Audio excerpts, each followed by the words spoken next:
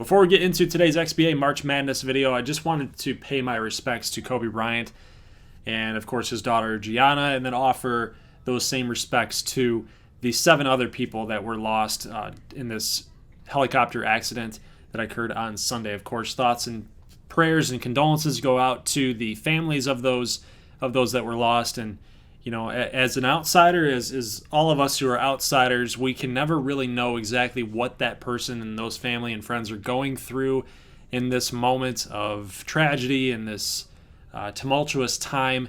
It's a terrible, terrible spot to be in. I know that the majority of us here that are watching this video have lost someone that we've cared about, and not really anybody else on the outside knows exactly what you're going through, but we do share in the feeling of losing people and losing those that we love. So the only thing that we can do is to say that we offer those thoughts, we offer those prayers, and that's really the only thing that we as human beings can earthly give to you and people that have lost loved ones. Of course, as a Christian and as a believer in God and Jesus and supernatural things in our lives, I feel like that is the only source that is going to be able to heal those wounds and go forward and offer that coping mechanism. But of course, everybody copes differently. Everybody has different belief systems. But I know for me, that's how I go through it. So of course, I am going to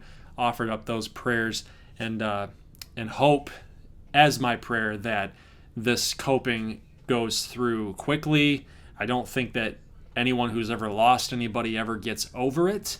We just learn how to cope with it and deal with it in our own way, and eventually through time it does get better. So my hope is that prayer finds you and your family. So that's all that I can offer. But as far as Kobe Bryant goes, this was a basketball player that, you know, me as a casual fan of the sport, you know, I'm a big Pistons fan because I'm from Michigan, but I'm also liking the Orlando Magic, and of course the Lakers with Kobe Bryant had to play off against the Magic. They also played against the Pistons in 2004, and of course the Pistons won that championship. But that was when I was pretty young. I was still in high school, and I never really could appreciate Kobe Bryant as a player because I thought he was just cocky. You know, he just had that edge to him, right? But towards the middle part of his career and towards the latter part of his career, as I got older, I could appreciate and respect his game and who he was as a player and as an individual and as a competitor and as an athlete. I could respect what he has given the game. I could respect who he was off the court. I could really see through that and see through the basketball lens, and I could see him for who he was and the type of person and the player that he became. And it's just like, you know, when you get older, you have a different perspective, I guess is what I'm trying to say. So I became a Kobe Bryant fan, not when he first came in, but towards the ending of his career. I could see the stories, I could hear about the stories, and I could see the highlights, I could see the documentaries and really soak it in and really understand who Kobe Bryant was and how he operated. You know, the first one in, the last one out mentality, the Mamba mentality, right? The never give up, the always persevere, the always keep going, always keep trying to better yourself. You wake up one morning, you end the night trying to be a better version of yourself, better than how you woke up, and you're constantly progressing and getting better. You can apply that even if you're not a Kobe Bryant fan. What he did, you could use that in your daily life through your job, through being a husband, through being a father, through being a son or a brother, a YouTube content creator, even in your job, anything that you do. You can apply this same mentality to have success in your life. And Kobe Bryant personified that version of greatness. It just sucks because he was 41 years old. Like, there was never going to be a good time for it, right? You know, but being 41 years old, you just know that there was a lot more life left for him to live. And of course, with his daughter being 13, that much is true on the other side too. It's just super tragic, man. And again, like I said in the beginning of this video, I just hope that everybody that's involved that are still grieving and going to be grieving over this is that you find comfort and you're able to cope through and get through this. It's not easy, but as I was saying, is for 41-year-old to pass on like this, knowing that there's still more life left to live, and for us as fans not being able to see what else he would have been great at is very heartbreaking, because you really do. You root for your heroes, man. You root for your heroes, and you want to see your heroes come through and persevere through things that they're going through, the challenges that they're pushing through, because then it applies to you. You feel like you can do the same thing. And I just think that even though we're now without someone as great as this, we can still look back on his life and what we can remember him about, and see those things that he pushed through and how he went about his daily life, and we can apply that to our own. And in that, we can respect everything that Kobe was and everything that he could have been had he been with us just a little longer. So, guys, again, leave your comments and thoughts about Kobe Bryant and this incident below. I'd love to hear what your thoughts are. Of course, rest in peace, Kobe Bryant. Rest in peace, Gianna Bryant, and everyone else that was involved in that tragic accident. So, a little moment of silence here before we get into the video.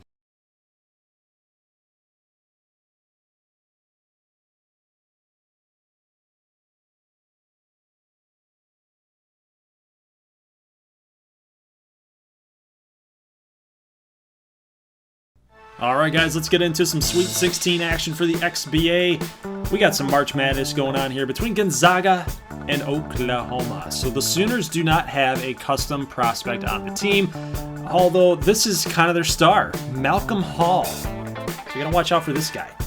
Also, on the other side, for the Gonzaga Bulldogs, Lloyd Rosato. You can see them up there in the top part of your screen in the upper right, back in that corner. He's a player that they have not utilized a whole lot lately, and they didn't utilize him whatsoever in the very first game that we saw, so round number 2. But they've been going through this guy, and Matthew Jennings. He can be kind of streaky.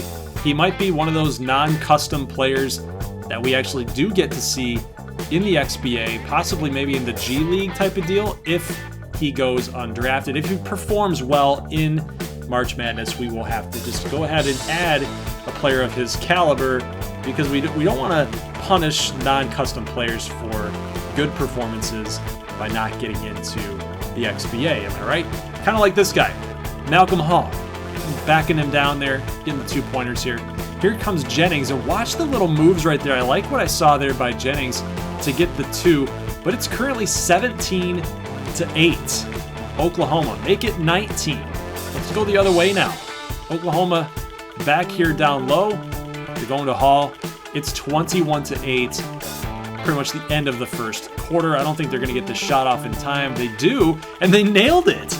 But it's going to be a long 2. So it's 21-10. They would have been down by 10 had it been a 3-pointer, which really would have helped. I know the difference between 11 and 10, only 1 point, but double digits that are 10 might be a little bit easier to come back from. Am I right? 30-18, mid part of the second quarter, now 30-20. Jennings with 2. Gonna be down by 8 points now. So here's Gibbs, gonna try to fire to the paint. No such luck as Rosato gets the tip from his teammate. And now they are down by 6 points. So you guys can see on the court, there is no Malcolm Hall. So this is the perfect time for Gonzaga to come back, because it looks like they're using full strength. They're using their starting 5. Rosato with this 2 off the turnover by Hicks. It's 33 now to 30. So the comeback is on. A miss for Oklahoma. Hall down low, missed shot here because of the block. And then Hicks going to fire one up, but it's going to be no good anyway. So at the half, it's a lot different of a quarter. How much difference does a quarter make? They were down by 21-10 at the first quarter. Now down by 3 at the half. I'd say that's a huge swing in momentum. So you see Jennings here, looks like off the floppy play, It's going to hit the 3 ball. So 41-37, and this is going to be a 3-point shot. Good. 47-44, so they're going to need another 3 ball here. Maybe they can get another one, but they're going to go down low anyway and just keep it within striking distance here. 47-46, make it 49 for Oklahoma. Down low, here's Nichols. He's going to get the 2, and it's just continuing to be a back and forth seesaw type battle here between the Sooners and the Bulldogs. Oklahoma's going to have to try to get a shot off. They get it off, and no good. So 49-48 entering the 4th quarter. Here's Ward with the shot. That's nice. That's a pretty one. 51-50 here, and here's Jennings with a little step back, and somehow he gets it in. I thought he should have kept trying to drive and get that in. But watch Rosato with the fake in the corner, and then the wow. That's an awesome move there by Rosato. Great move. It's good to see that he's starting to come alive here in this Sweet 16 because, like we said, we did not see a whole lot of him in round number 2. And then this shot here for Jennings is going to be point number 15. It's 60-51. And guys, Oklahoma never could catch back up. Gonzaga is going to win the game 72-59. And the reason why I never showed any of the other highlights is because, well, you can see it from the scores, 72-59. Oklahoma just could not keep pace.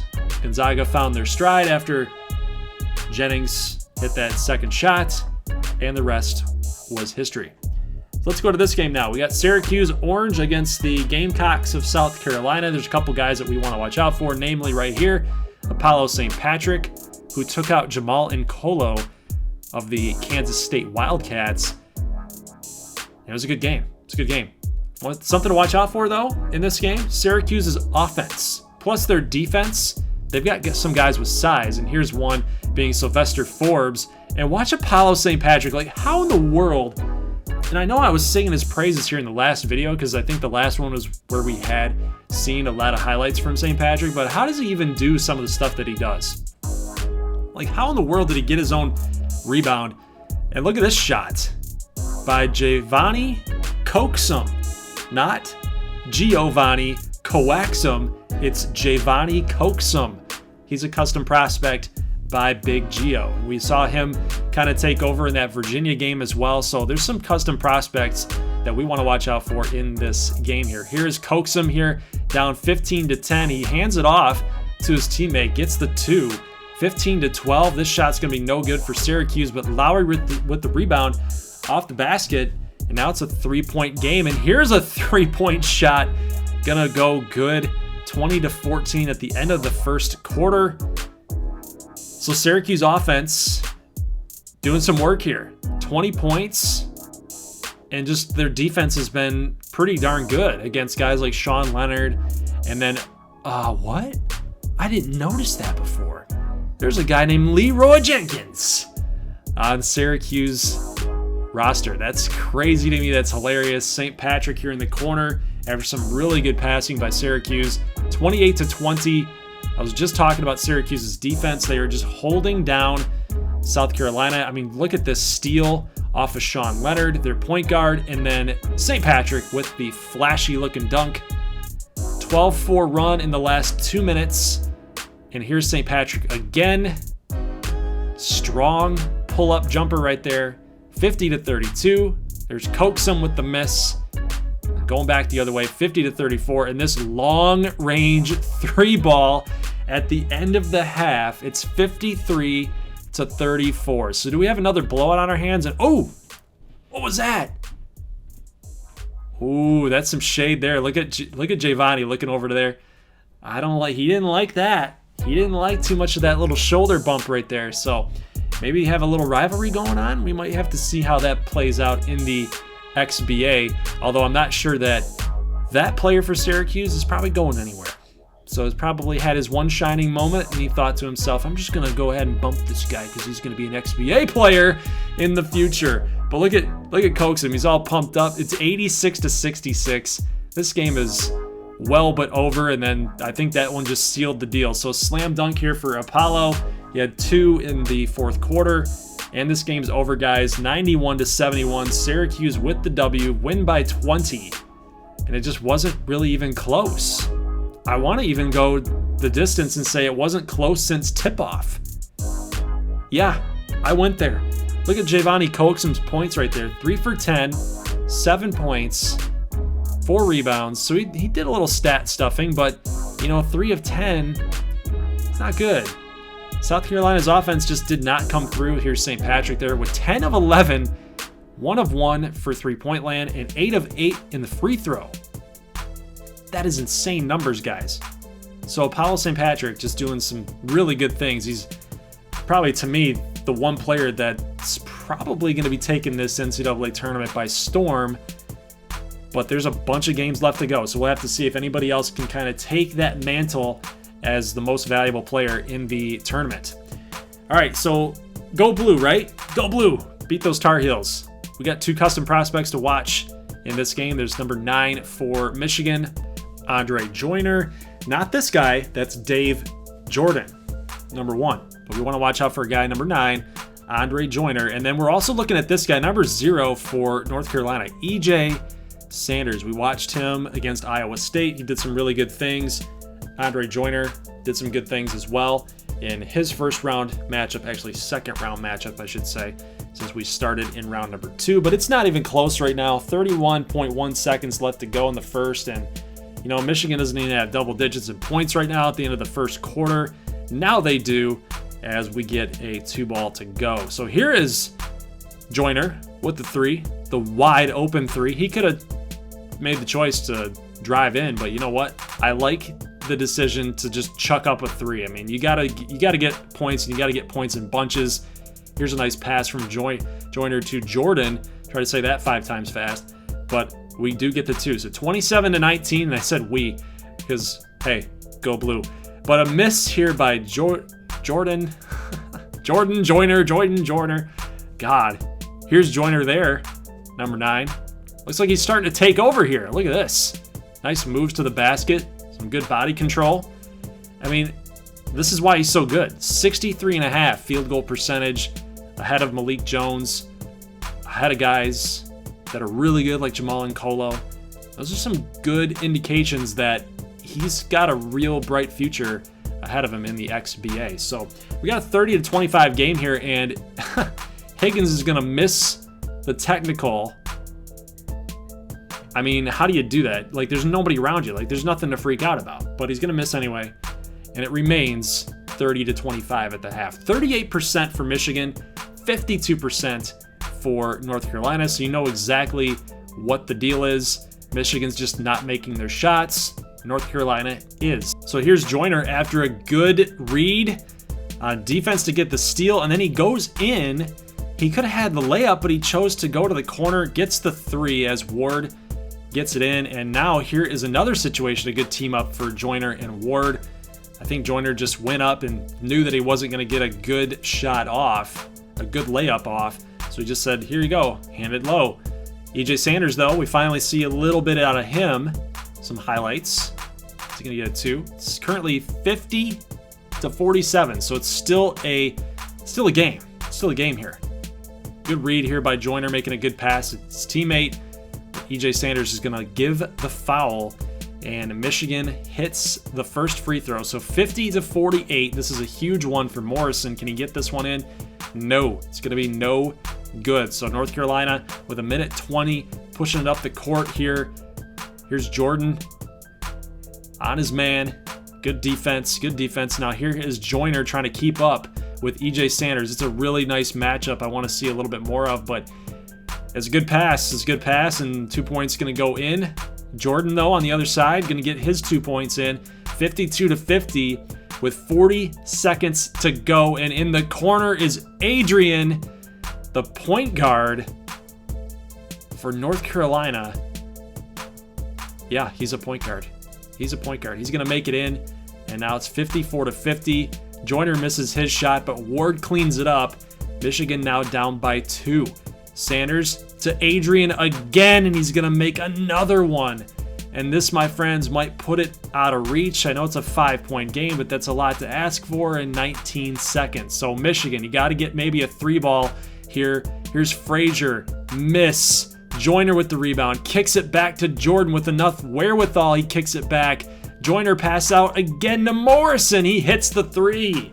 So Joyner somehow knows where his teammates are at. That's something to watch out for going into the XBA if he doesn't advance. It's 57-55. You got a foul here again. They're going to foul Frazier. A lot of the same last names here with these non-customs, but Frazier going to get to the line. He hits the first, and now they're down by 3. So you got to hope if you're a Michigan fan, they're going to miss this shot. He doesn't miss. He doesn't miss. So Michigan are going to have to chuck one deep like really quick here and hope it goes in. Time's running out. Jordan misses the shot. Can't blame him. Tough one. But Michigan's going to lose by 3 points. 59 to 55. So you guys are going to hate me. I actually do not have the box score for this game, just like I didn't have the box score for the first game. If you guys even noticed, I don't know. I don't know if you noticed or not, but I didn't have them. It sucks, because I'm an idiot. Going through these things, trying to fly through these things. There you go. But we have a pretty good game here between Mizzou and the Fighting Illini. If you guys remember, the Illini actually took out the Malik Jones, Juan Argueta, and Willie Kane Kentucky Wildcats. So those guys were custom prospects, and they got a lot of contributions from Buford, Paxson, the guy who just made that 2, and then they also got a lot of good contributions from Henry Portis, number 19. He's got that throw going there at the top of right by the elbow there in the free throw line. But he's a pretty good player himself. And another good guy is this number 5 player, Burns. So Chuck Burns. We got to watch out for him. Here he is again, getting some moves on. I mean, look at this. He just goes in strong and says, you know what, I'm just going to dunk it on your ass. 23-19. Here's Burns again. For 3. Got it. You know, and what's funny is he didn't really show up at all in the second round. In the first round that we saw Missouri, he never really showed up. So it's really kind of cool to see this custom prospect kind of come alive in this Sweet 16 matchup as we see Portis hits a 3. We saw a lot of this guy with the yellow headband. We saw a lot of Trevor Farrell for Missouri that was really starting to come through for the Wildcats to take out Michigan State. But we saw Portis make another big shot, and here is Paxson, their point guard, make a huge 3. It's kind of getting a little out of control here with the 3 balls. Nice job to get down low as Portis, so kind of slow the tone of the game down just a little bit. We got a 30, kind of tough to see here, 38-36 game. Illinois is on top right now. Here's Burns trying to get a half-court shot. It's not going to go. So at the end of the half, it's 38-36. So it's been going back and forth, like a lot of these tournament games usually tend to go. But look at the point totals for Paxson and Burns right now. 14 for Paxson, 17 for Burns. So you talk about teams guys that are putting the team on their back. A lot of 3 balls right here for Buford. A lot of 3 balls everywhere in this game. 46-36. Burns for 3. He's got another one. Make it 20 points for him. 2-point miss, but slam dunk by Sparks to get this team back in it a little bit. 50-41 in the third quarter. Jump a little bit forward. Nice moves to the basket. Let's go Portis again. Down low. You can't really stop him. Like, he's so long, and he takes a lot of big steps. He's really tough to stop when he gets down low. Here's the 3 ball. That's going to be going good for Missouri. 62-55. So it's still a pretty close game. Paxson for 2. Illinois run up the court. Here's Buford again with the off-balance shot. He gets it to go. It's now 69-61, and this pass from Portis to Paxson is going to go in, and Missouri's going to have to call a timeout. They're up by 10 points, and guys, Missouri never comes back. So it's 71-61 is your final score, and we will get a box score for this game as Illinois advances yet again. So this might be the making of a miracle season. Is Illinois going to be our Cinderella team? That's the big question we got to ask ourselves, because they just took out a pretty darn good Missouri team, and then they also took out Kentucky just 1 round ago. So there's Charles Burns, 22 points, 4 of 7 from 3. 8 of 16 from the field. And then Farrell did not do a whole lot. You know, I was really anticipating him doing some things, building off of his good performance in the last round. Paxton and Portis, 22 points for him, 20 points for Portis. So again, really good production for Illinois. A lot of team basketball that these guys are playing. So there are the matchups here for the Elite Eight: Illinois, UNC, and then we've also got Gonzaga and Syracuse. So now that we go ahead and we look at the Midwest and the West regions here, we got Virginia Tech, Minnesota, Memphis, Duke, Louisville, Washington, and USC and Tennessee. You guys will get that video tomorrow. So I will see you guys in the next one. Leave a like if you like this thing. And again, leave comments in the comment section either about XBA March Madness or Kobe Bryant. What's your most favorite Kobe Bryant memory? Again, it just does not seem real. I keep thinking that the news is fake, but we just have to learn to cope, I guess, and that's how it goes. I think my favorite memory of Kobe Bryant was probably when he played Michael Jordan. I think that was pretty cool. I think the other one was probably his 81-point game, maybe his last game ever. That was a really good performance too from Kobe. He's had a lot of them. But those are probably my top 3. So guys, I'd love to see your comments in the comment section below. I'll see you tomorrow for the next round of the XBA March Madness. Leave a like if you like this thing. I'll see you then. As always, peace.